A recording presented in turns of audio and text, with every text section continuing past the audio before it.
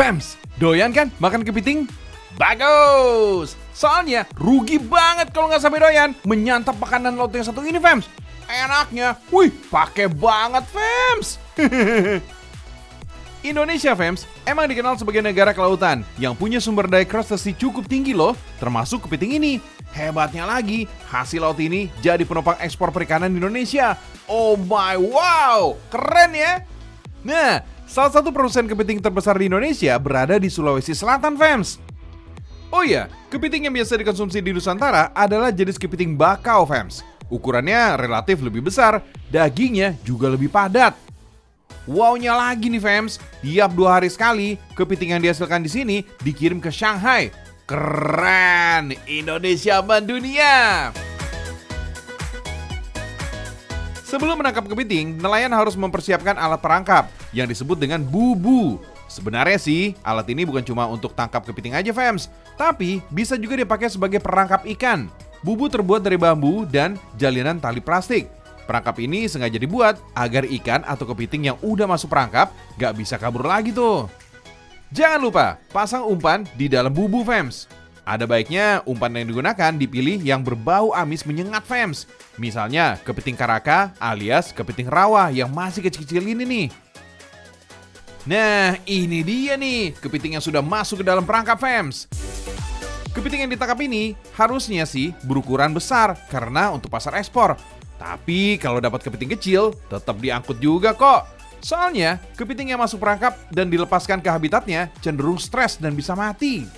Kalau dibiarkan saja, kepiting yang mati justru jadi sasaran empuk nih kepiting lainnya, Fams. Maklum sih, kepiting bersifat kanibal alias makan temen. Takut ah. Satu lagi nih, kepiting yang sedang bertelur sebaiknya juga jangan ditangkap, Fams, demi menjaga populasinya. Kalau dapat kepiting yang bertelur, nelayan di sini bakal memindahkannya ke kolam penangkaran sampai menetas dan berkembang biak. Nah, disinilah tambah pembesaran kepitingnya. Kalau ukurannya udah lebih dari 300 gram, baru deh kepiting bisa diekspor. Berbeda dengan jenis hewan lainnya, kepiting bakau ini ibaratnya tua-tua keladi, Fams. Makin tua, makin jadi. Maksudnya sih, semakin tua usia kepiting, maka daging kepiting semakin lezat dan gurih. Harganya, juga pasti semakin mahal tuh. Cuan-cuan. Oh iya, pekerjaan sebagai petani kepiting termasuk pekerjaan yang resiko tinggi loh, Fams. Bayangin aja, dengan tangan kosong, petani bisa aja nih dicapit kepiting. Sekali kena capit, bakal lengket kayak lem besi, Fams. Wait, bukan pakai hal mistis kok. Para petani ternyata udah tahu triknya untuk menangkap kepiting yang dikenal emosian. Yang terpenting sih, mereka harus tahu posisi kepiting yang jadi buruan, Fams. Kepiting yang ditangkap dihadapkan ke depan dengan memegang lekukan kedua capitnya. Salah satu capitnya ditekuk dan ditahan menempel badan. Nah, tangan yang nggak pegang kepiting bertugas untuk mengikat kepiting dengan tali, Fams. Pertama, ikat dulu bagian capitnya, Fams. Selanjutnya, bagian kakinya nih yang tajam dan disisakan kaki untuk berenang. Ikat yang kenceng deh. Kalau satu sisinya udah aman, lakukan yang sama di satu sisinya lagi. Tada! Kepitingnya udah nggak bisa berontak lagi deh. Maaf ya, kepiting.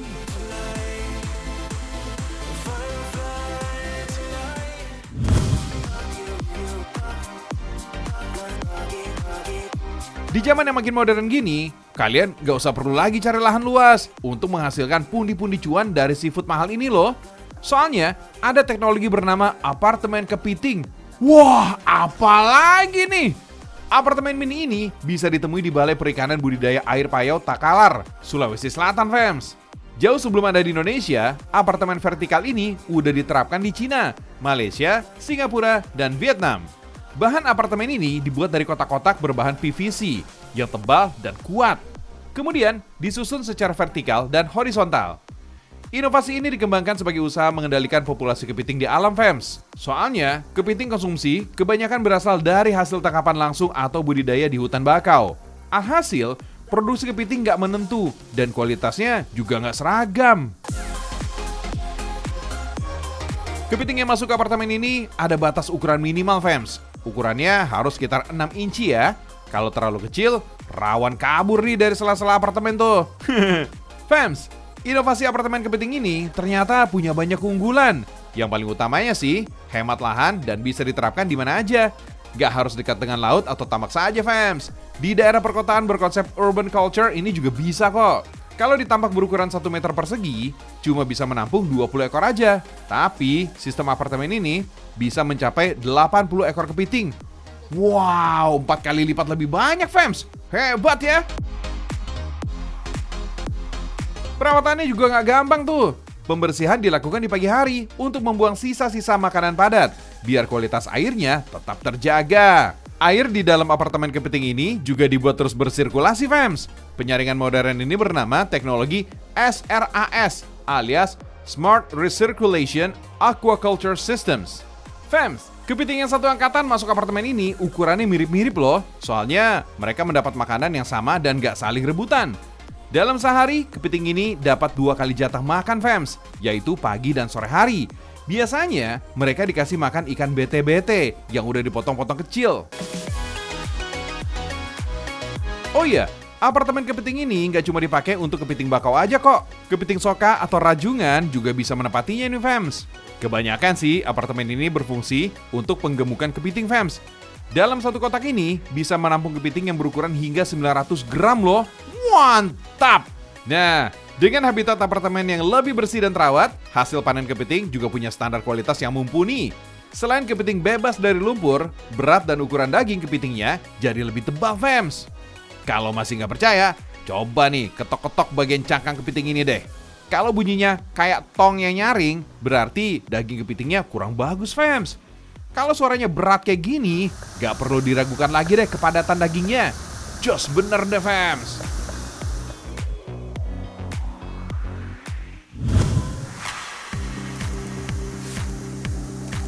Nah, beda lagi sama kepiting jenis ini, fams. Ini namanya rajungan. Berbeda dengan kepiting yang bisa hidup di air payau. Rajungan hanya bisa hidup di kedalaman laut, fams. Tapi, kamu nggak perlu jauh-jauh menyelam ke laut kok untuk melihat kehidupan sekelompok rajungan ini, fams. Rajungan ini dikembangbiakan di Balai Perikanan Budidaya Air Payau Takalar, Sulawesi Selatan. Berbeda dengan kepiting, rajungan sangat bergantung dengan air, fams. Krustasi laut ini gak tahan hidup tanpa air laut dalam jangka waktu tertentu. Nah, ketergantungan itulah yang menyebabkan rajungan ini dijuluki sebagai si swimmer crab. Secara umum, rajungan berbeda dengan kepiting bakau, fams. Rangka luar kepiting lebih tebal dan keras dibandingin sama rajungan, fams.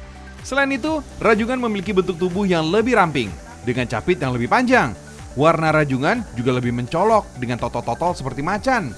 Oh iya, kamu pernah kepikiran gak, fams? Kenapa kelompok krustasi kayak kepiting dan rajungan ini jalannya miring? Penyebabnya, kaki mereka yang terletak di sisi kanan dan kiri tubuhnya tuh. Lutut yang ada di sisi samping cenderung bengkok ke arah luar. Makanya, gerak kakinya jadi terbatas deh. Sekali bertelur, rata-rata induk rajungan ini bisa memperoleh kurang lebih 800.000 sampai 1 juta larva, fams. Wait, jangan keburu senang dulu, fams. Mulai dari larva sampai rajungan dewasa atau induk, maksimal cuma 10% aja nih yang bisa bertahan. Lainnya lenyap, kena hukum alam tuh. Kalau kepiting yang dihasilkan udah berkualitas, fams, wah ini enaknya dibikin apa ya? Wah, kebayang dong. Wah, udah di atas meja nih. Seafood ya, kepiting. Waduh, dengan saus. Bikin baper. Sorry, lapar. Ini dia nih.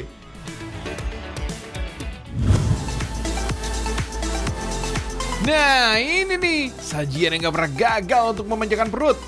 Menu bernama Seafood Bucket ini bisa didapatkan di salah satu restoran terkenal di Makassar, Sulawesi Selatan. Namanya Kampung Kuliner Makassar, fams. Ada 3 macam seafood bucket yang bisa dipesan di sini, fams. Nah, kamu bisa bedain nih dari berat alias banyaknya seafood yang digunakan. Dalam seafood bucket ini berisi 4 buah kepiting, udang, kerang, dan cumi. Masing-masing memiliki berat 200 gram dan jagung. Ada 3 saus pilihan yang bisa dipesan di sini, fams. Kalau yang paling direkomendasiin sih saus kampung kuliner. Meskipun mitosnya seafood ini bisa menyebabkan kolesterol, menurut sejumlah penelitian gak sepenuhnya bener kok. Soalnya di dalam seafood juga terkandung zat gizi baik yang dibutuhkan oleh tubuh. Selain protein, ada juga omega 3 yang baik untuk kesehatan otak. Nah, untuk mengurangi resiko kolesterol, ada beberapa tips nih. Caranya, bisa tambahkan rempah-rempah. Salah satunya, bawang putih yang terbukti dapat menurunkan kolesterol jahat. Selanjutnya, perhatikan juga nih cara mengolah seafood fams. Yang paling aman sih, dimasak dengan cara dipanggang, direbus, dikukus, atau ditumis dengan sedikit minyak. Terakhir, sandingkan dengan makanan berserat, seperti sayur dan buah. Salah satunya, jagung yang ternyata cocok banget nih jadi sayuran penyeimbang seafood. Jagung mengandung vitamin C yang bisa menurunkan kolesterol fams. Hebat bener ya. Ada yang kelupaan nih. Perhatikan juga nih porsinya fams. Pokoknya apapun yang berlebihan, wah ini udah pasti nggak baik nih fams. Malah katanya nih, makan seafood ini bisa menyebabkan kanker. Bukan penyakit yang berbahaya itu ya, tapi kantong kering. Ya, you know lah, untuk bisa menikmati kumpulan seafood ini, harganya sedikit pricey. Tapi, ya, it's worth it. Ragam Indonesia, Indonesia mendunia.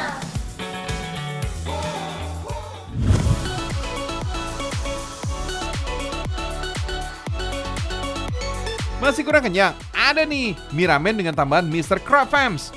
Yup, ini dia nih, inovasi kuliner terbaru di ibu kota yang lagi ngehits. Mie ramen yang buka sejak Oktober 2021 ini berada di Jakarta Barat Fams, tepatnya di daerah Tanjung Duren. Tempat ini emang khusus menjual mie ramen, tapi ini bukan sembarang ramen. Di sini ada menu spesial bernama Baby Krabby Ramen. Jadi nih, mie ramen ini pakai kepiting soka gitu Fams, dan ada tambahan anakan kepiting. Rasanya, oishi, alias enak banget deh nggak bohong. Kepitingnya crunchy dan gak bau amis sama sekali. Kalau yang bikin enak itu kuahnya fams. Pahitan sup ini dibuat dari kaldu ayam yang direbus selama 10 jam. Pantesan sedap. Cara ngolah kepitingnya juga simpel banget. Kepiting soka yang udah dibalur tepung ini cuma perlu digoreng deep fry selama 6 menit. Digorengnya juga mesti dibolak-balik per 3 menit. Gak boleh lebih atau kurang, supaya tekstur garingnya pas di mulut. Untuk mie ramen, bahannya ada jamur kuping, ayam chowshi, sweet corn, sama daun bawang. Oh iya, mie di sini disuplai dari vendor, jadi bukan bikin sendiri ya. Shiotare alias penyedap rasa, tahini alias pasta wijen, dan chili oil dicampur jadi satu.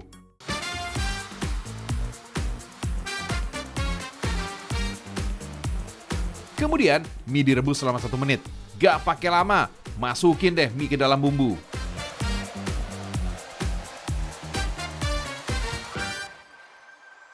Belum selesai nih, jangan lupa fams, ayam chashu yang diolesin kecap asin. Terus bakar selama beberapa detik aja. Lalu beri ajitama egg atau telur setengah matang yang sudah dimarinasi. Disusul kepiting deh. Yummy. Mie ramen di sini memang unik fams. Selain ramen kepiting, ada satu lagi nih yang nggak biasa. Ini ramen dengan kuah yang berwarna hitam. Kok bisa ya? Ternyata kuah hitam ini ada tambahan tinta cumi fams. Tinta cumi yang dipakai ini cukup sedikit aja agar tekstur kuahnya tetap terjaga. Untuk harganya, ramen di sini dibanderol mulai dari 40.000 sampai 60.000-an rupiah aja fams. Lumayan mahal sih, tapi worth it kok. Apalagi seporsi mie ramennya banyak banget. Dijamin auto kenyang. Pantesan aja tempat makan yang satu ini selalu ramai dipadati pengunjung. Dalam sehari ada 200 mangkok nih yang bisa ludes terjual di hari biasa. Kalau weekend bisa laku hingga 2 kali lipat loh. Keren.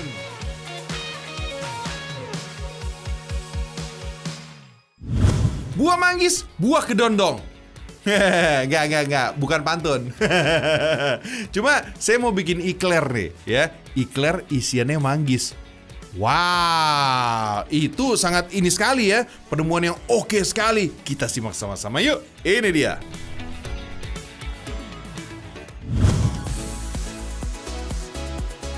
Kamu harus tahu nih fams, Kabupaten 50 Kota ternyata berada di peringkat 1 produsen buah manggis terbanyak di Provinsi Sumatera Barat loh. Rata-rata per tahunnya bisa menghasilkan hingga 20.000 ton buah manggis. Di sini nih fams, hama seperti tupai. Seringkali lebih gesit dari petani mencuri buah manggis yang matang sebelum musimnya. Kalau dari sejarahnya sih fams, asal-usul pohon manggis diperkirakan berasal dari kawasan Asia Tenggara, khususnya Semenanjung Malaya dan Kepulauan Nusantara. Jadi bisa dibilang buah manggis ini adalah buah asli Indonesia. Buah ini konon mulai populer dan menyebar ke mancanegara setelah ditemukan oleh penjelajah Inggris yang datang ke Batavia tahun 1770-an. Di kancah buah dunia internasional, manggis ini punya julukan The Queen of Tropical Fruit. Keren nggak tuh? Ratunya buah tropis.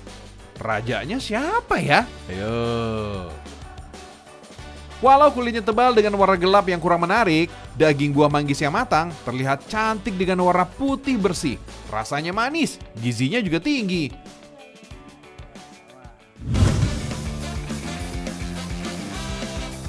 Biasanya, buah manggis yang udah dipanen harus ditimbang dulu, fams. Lanjut disortir sesuai ukuran dan warnanya. Rasa manggis yang manis kecut tapi segar gak cuma bisa mengundang manusia untuk memakannya, tapi juga semut loh. Supaya semuanya pada hilang, harus dicuci dulu, fams.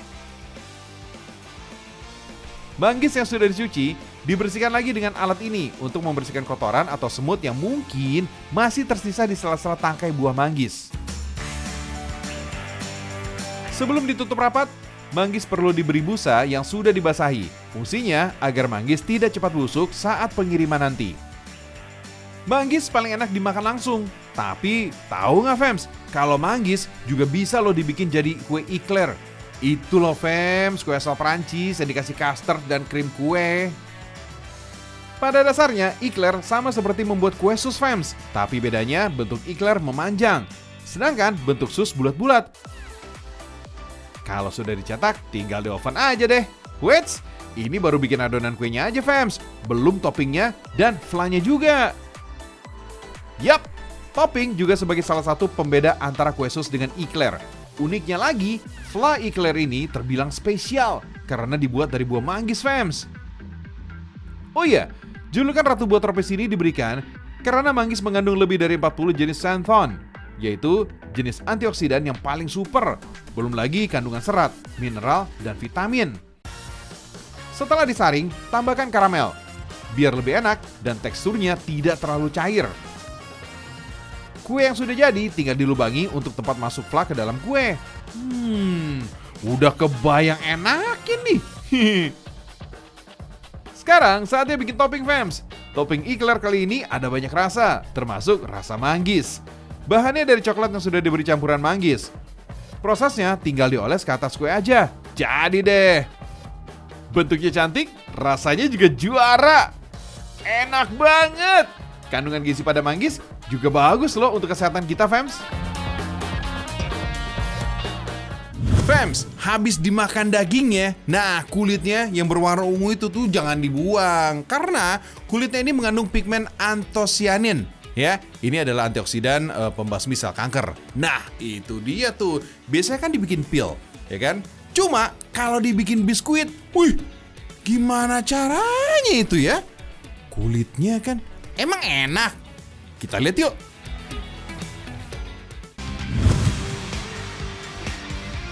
Gak heran ya, fams, kulit manggis banyak dikonsumsi untuk menjaga daya tahan tubuh. Nah, kali ini kulit manggis bisa diolah jadi biskuit.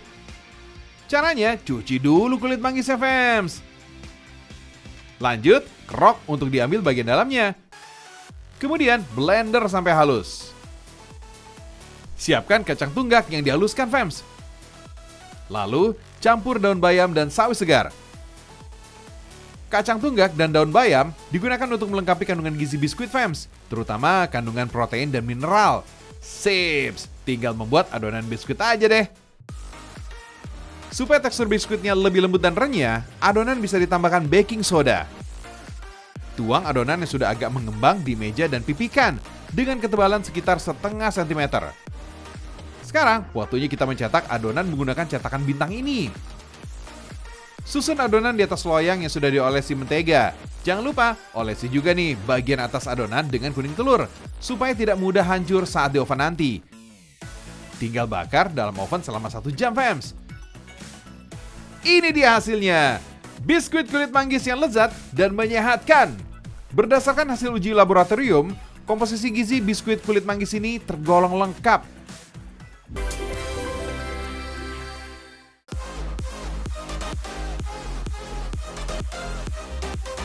Wah, nggak kerasa. Udah 30 menit aja nih kita nemenin kamu. Besok kita kasih lagi nih informasi unik dan menarik lainnya. Saksikan Rekam Indonesia, karena Indonesia mendunia. See ya!